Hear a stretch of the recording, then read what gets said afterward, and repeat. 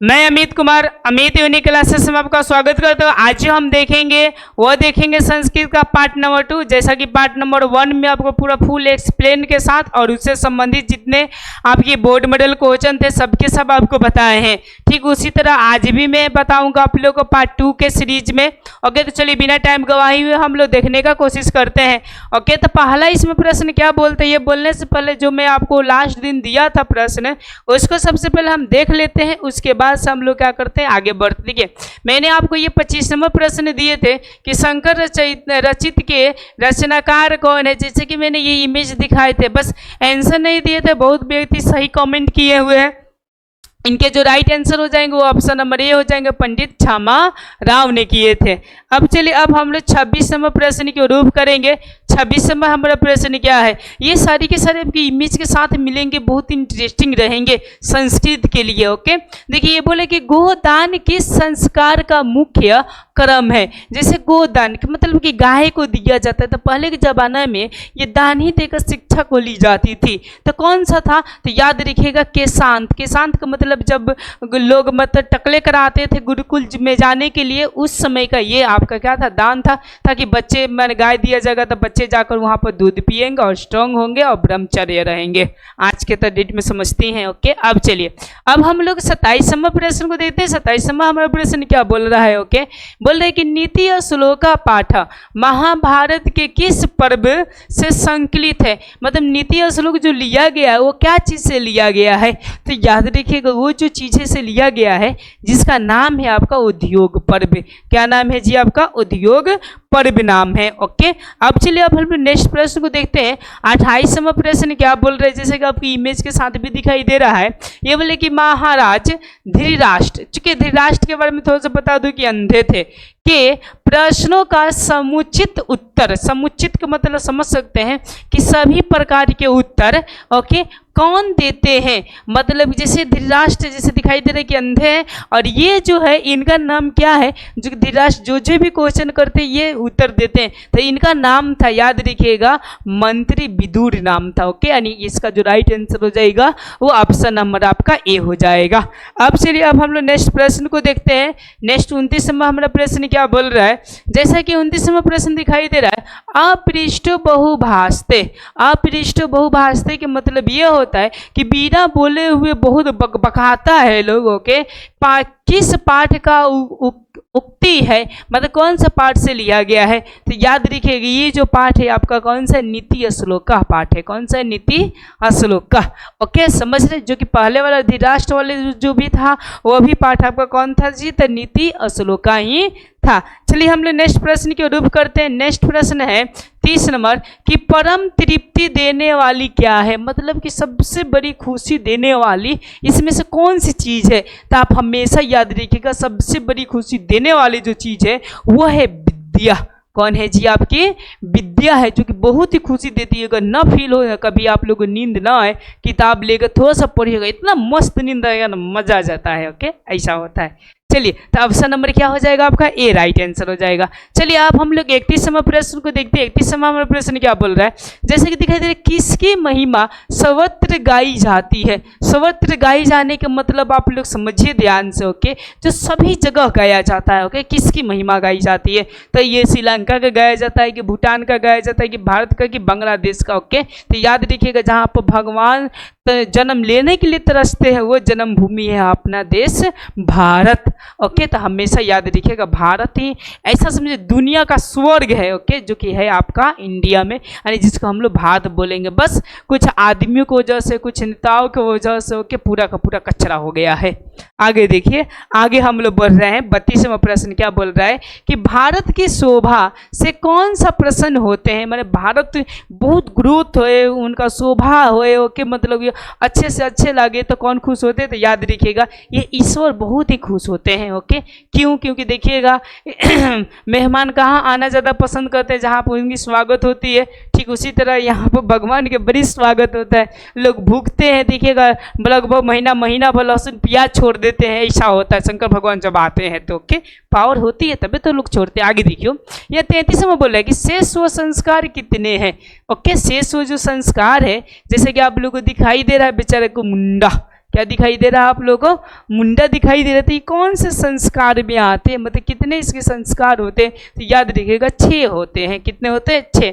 अब देखिए इसमें क्या करना है ना, थोड़ी सी कंसेप्ट लगाकर याद रखना है, नहीं तो आप भी भुला जाइएगा, जैसे कि मेरे साथ हुआ था। ओके देखिए शेष होकर मतलब 6 बोल सकते थे, इसका जो राइट आंसर हो जाएगा वो कितना हो जाएगा? 6 हो जाएगा। ऐसा फील करिएगा, याद करिएगा। अब चलिए अब हम लोग 34वां प्रश्न को देखते हैं। 34वां क्या बोल रहा है हमारा? बोले कि चरित्र का निर्माण किससे होता है? चरित्र, जैसे कि आप लोग यहाँ पर देख रहे हैं। ओके किससे होता है? तो इस बच्चे के पास में संस्कार है, जो कि इस बुढ़े आदमी जो भूखे प्यासे हैं उनको ये पानी पिलाने का कार्य कर रही है। ओके तो किनसे होता है? तो संस्कारों से। अपने किनसे होता है? संस्कारों से। अगर जिनको भी जितना हो ओके तो आप संस्कारों से क्या कर सकते हैं? जीत सकते हैं। नेक्स्ट हम देखते हैं प्रश्न को। ओके 35वां प्रश्न क्या बोल रहा है कि अतिइष्ट संस्कार कब होता है? जैसा कि आपको यहाँ पर इमेज के साथ में दिखाई दे रहा है। कब होता है? तब मरने के उपरांत, मतलब मर जाते हैं तब ये एगो दाह संस्कार वाला होता है। ओके जहाँ से सारे के सारे प्रक्रियाएं सुलभ की जाती है। समझ गए? ओके तो ये कब होते हैं? तो मरने के बाद होते हैं। चलिए अब हम लोग 36वां प्रश्न को देखते हैं। 36वां प्रश्न क्या बोल रहा है? जैसा कि मैंने पहले ये प्रश्न को मैंने थोड़ा सा तुलना कर चुके हैं, बता चुके हैं। देखिए मित्र जो तल का निष्पन्न रूप है, मतलब जब दोनों जुटते हैं तो क्या चीजें बनाते हैं, ऐसा बोल रहा है। ओके तो ध्यान दीजिएगा, ये जो बनाएंगे आपका, जैसे कि मैंने बोला था कि जो तल वाला होता है वो लास्ट में क्या जुट जाता है? ता जुट जाता है। इसको हमेशा याद रखिएगा आप लोग। जैसे फॉर एग्जाम्पल आपको बता रहा हूँ, जैसे कि वीर है, आप प्लस में यहाँ पे अगर तल जुट गया तो ये हो जाता है क्या जी? तो वीरता हो जाता है। ओके ठीक उसी तरह ये है, तो ये कौन सा हो जाएगा आपका? मित्रता हो जाएगा। तो इसका जो राइट आंसर हो जाएगा वो ऑप्शन नंबर ये बी हो जाएगा। अब चलिए अब हम लोग 37वां प्रश्न को देखते हैं। 37वां हमारा प्रश्न क्या बोल रहा है? जैसे ये इमेज के साथ है। ओके आगे देखिए, ये बोले कि त्रय, त्रय का मतलब समझिए कि 3 होता है। ओके डैश डैश चरती खाली स्थानों में उचित विकल्प क्या होगा? मतलब जो है विकल्प वो होंगे तो क्या होंगे? जो कि 3 को चरती है ऐसा। ओके तो आपको दिखाई दे रहा है यहाँ पर तीनों के तीनों ग्रुप ही है। ओके मेरे ख्याल से लग रहा है कि ये और इनके ये क्या है? संतति है। ऐसा तीनों परिवार एक संग ही है। तो ये क्या, इनको हम लोग क्या बोलते हैं? मृगा बोलते हैं। क्या बोलते हैं? मृगा। यानी ऑप्शन नंबर क्या हो जाएंगे? ये सी हो जाएंगे। अब चलिए अब हम लोग नेक्स्ट प्रश्न को देखते हैं। 38 नंबर क्या प्रश्न बोल रहा है? ओके अब देखिए यहाँ पे बोले कि श्रु प्लस तुमुन का निष्पन्न रूप क्या होगा, ऐसा बोल रहा है। ओके तो कौन सा होगा? तो अब ध्यान दीजिएगा, ये तुमुन जो है ना, ओके ये लास्ट में कौन सा वर्ड देता है? ओके तो ये तुम देता है। ऐसा देखिए तुम ऐसा कर। ओके तो अब इसमें हमको देखते हैं कि तुम किस में है। ओके तो देखिए आपको दिखाई दे रहा है कि ऑप्शन नंबर किस में? बी में आपका क्या है? तुम है, यानी श्रोतुम। क्या है जी? आपका श्रोतुम है। ओके कई प्रकार की दिक्कत होगा तो आप लोग बोल दीजिएगा। और यहाँ पर हमेशा याद रखिएगा तुम में। ओके तुमुन का जो लास्ट में बच जाता है तुम, और तुम जिसमें होगा वो आप लोग आंसर लगा लीजिएगा। तो मेरे ख्याल से 99% ये क्या हो जाएंगे? आपके राइट हो जाएंगे। अब चलिए अब हम 39वां प्रश्न को देखते हैं कि 39वां प्रश्न क्या बोल रहा है। ये करके विधा का प्राकृतिक परिचय क्या होगा? अब यहाँ पर 2-4 को बात आप लोग अभी से ध्यान रखिएगा ना। ओके तो आगे चलकर एक टॉनिक की तरह फायदा करेगा। देखिए अब ये जो विसर्ग होता है ना, ओके तो वो प्रत्यय में आते हैं कत्ता आते हैं। कौन सा आते हैं? कत्ता। तुम का बताएं कि ये कौन सा? तुमुन आते हैं। अतल का मैंने बताया कि लास्ट में क्या आता है? ता आता है। ओके इनमें से कोई नहीं, तो इसको गोलियां मारिए। ओके तो इनका जो राइट आंसर हो जाएगा वो ऑप्शन नंबर कौन सा हो जाएगा? आपका विदु प्लस कतः के मतलब ये इसमें आ जाएंगे। ओके प्रत्यय के रूप में। ओके समझ में आ गया आप लोग को? ठीक है बढ़िया समझ में आया? आगे देखिए। ओके 40वां हम लोग प्रश्न को देखते हैं। बहुत इंपॉर्टेंट है, इसमें सारे समाज के बारे में आपको मैं बताऊंगा। देखिए यहाँ से बोल रहा है कि शताब्दी कैसा समास है? जो शताब्दी है। ओके जैसे कि हम लोग 100 वर्ष की एक शताब्दी बोलते हैं। ठीक है ना? देखिए मैंने आपको बताया था कि जिसमें अगर आपके अगर इसमें अगर अंक की बोध हो, अंक समझ रहे हैं ना, ओके, जिसमें अंक की बोध होती है वो होते हैं द्विगु समास। और जिसमें आपका हाइफन का बोध होता है, हाइफन के मतलब जैसे कि पापा पापी, सॉरी ये नहीं होगा, ओके, क्योंकि ये काका काकी होगा। क्या होगा? काका, और यहाँ से हो जाएगी ये काकी हो जाएगी। जैसे पति पत्नी हो जाएंगे, बहन और क्या हो जाएंगे, भाई हो जाएंगे। तो ये हो जाते हैं आपके द्विन समास में हो जाते हैं। तत्पुरुष, तत्पुरुष में आप लोग जानते हैं कि अगर बीच में काके की हो ऐसा, ओके, तो ये तत्पुरुष हो जाएंगे। आप बहुब्रीहि में हो जाएंगे जिसका अपना अर्थ ना निकले, ओके, जैसे लंबोदर, ओके। तो ये समास में भी आप लोग थोड़ा बहुत याद करके रखिएगा तो अति उत्तम रहेगा। मैं विस्तार कर दे रहा हूँ ताकि आपको आगे चलकर दिक्कत ना हो। अब देखिए, अब हम लोग यहाँ से 41वां प्रश्न को देखते हैं कि 41वां हमारा प्रश्न क्या बोल रहा है। जैसा कि आपको दिखाई दे रहा है, एकम एकम इति का समस्त पद क्या होगा, ऐसा बोल रहा है। एकम एकम का बोल रहा है, ओके। अब ध्यान दीजिएगा, ये है ए है और यहाँ पर म है, ओके। तो अगर इन दोनों को जोड़ दिया जाता है तो एक का एकम बन जाता है। क्या बन जाता है? एक का एकम, यानी इसका जो राइट आंसर हो जाएगा ऑप्शन नंबर ए हो जाएगा। ये होता है प्रति जोड़ एकम, याद रखिएगा, प्रति जोड़ ये का हो जाता है एकम हो जाता है। ई और ए इक्वल टू ए बन जाता है, ओके। और इसका तो अर्थ निकलता ही नहीं, इसका भी निकलता नहीं, मतलब संधि नहीं किया जाता है, ओके। एंड इसका जो राइट आंसर हो जाएगा वो ऑप्शन नंबर ए हो जाएंगे 41 का।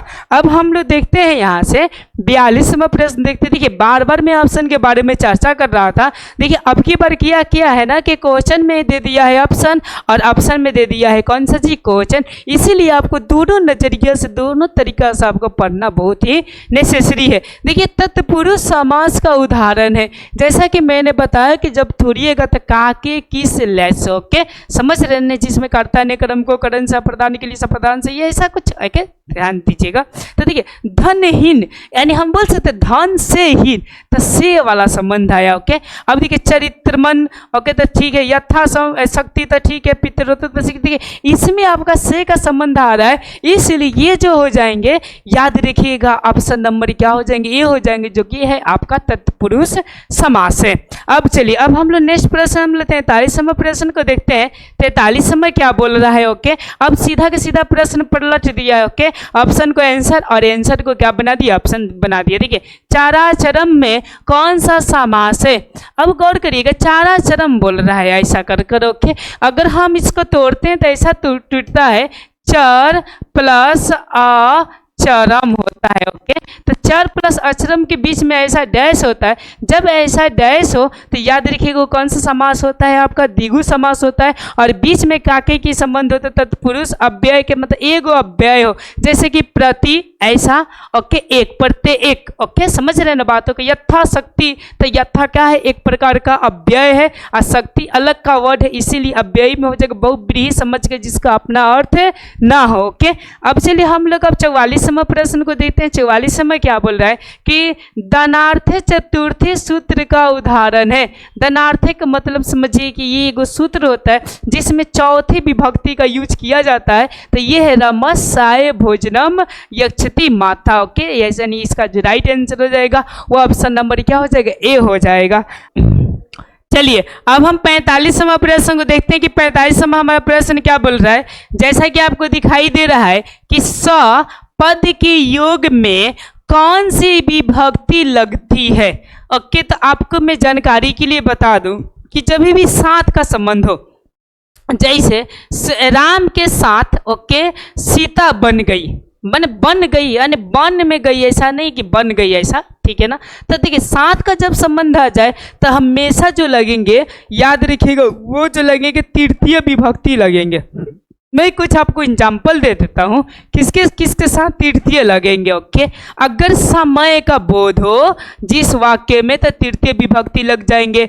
अगर जाति धर्म का बोध हो, जाति और किसका बोध हो, धर्म का बोध हो, तब लग जाएंगे। अगर सह का संबंध हो तभी भी लग जाएंगे, ओके।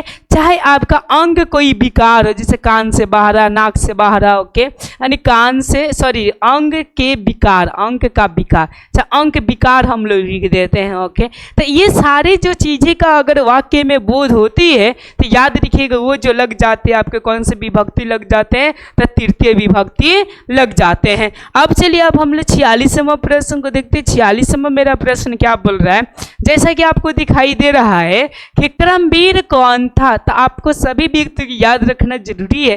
क्रमवीर एक प्रकार का लड़का था जो आगे चलकर बहुत ही अच्छा खासा पद प्राप्त किया, वो था राम प्रवेश राम। कौन था जी? राम प्रवेश राम था।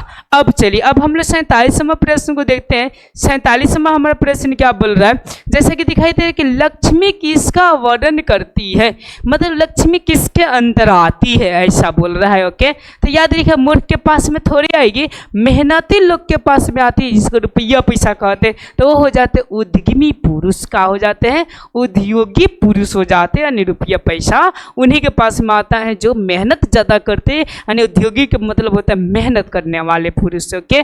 अब चलिए हम लोग 48वां प्रश्न को देखते हैं। 48वां प्रश्न क्या बोल रहा है कि व्याघ्र पथित कथा, माने व्याघ्र वाला जो कथा लिखे थे, ओके, किस ग्रंथ से उद्गित है, ओके, उद्गित है, ऐसा होना चाहिए, थोड़ा सा टाइपिंग मिस्टेक है, ओके। तो कौन सा है, तो याद रखिएगा ये है हितोपदेश। कौन सा है जी? हितोपदेश नाम है, लेकिन अगर संधि विच्छेद करके एक्चुअल में पढ़े तो हित उपदेश हो जाएगा, ओके। और नीति और श्लोका तो आप लोग समझते हैं, नीति और श्लोका ही पाठ है, ओके। अब चलिए हम लोग 49वां प्रश्न को देखते हैं। ये क्या बोल रहा है, बोले कि स्वामी दयानंद का बचपन का नाम क्या था। जैसे कि आप लोग देख सकते हैं स्वामी दयानंद, इनका बचपन के नाम क्या था, तो याद रखिएगा मूल शंकर था, जो कि एक बेचारे चूहे पर विश्वास खोकर, ओके, शंकर भगवान को हमेशा के लिए क्या कर दिए, तो बेचारी ये त्याग दिया। आप लोग कहानी बहुत बेहतरीन तरीका से सुने होंगे। अब चलते हम 50वां प्रश्न, बोले कि स्वामी दयानंद की शिक्षा की शुरुआत किस भाषा के माध्यम से हुई थी, ओके। मतलब कि स्वामी जो थे आपके दयानंद, उसका कौन सी भाषा था शुरुआती, मतलब कि जिसने उदय शुरू में, ओके, कौन सी भाषा से, जैसे हम लोग गए थे हिंदी भाषा में, कोई अंग्रेजी भाषा में, ठीक, उसी प्रकार पूछ रहा है, ओके। तो इनका जो हुआ था वो संस्कृत भाषा में हुआ था। ये इसका जो राइट हो जाएगा वो ऑप्शन नंबर ए हो जाएगा।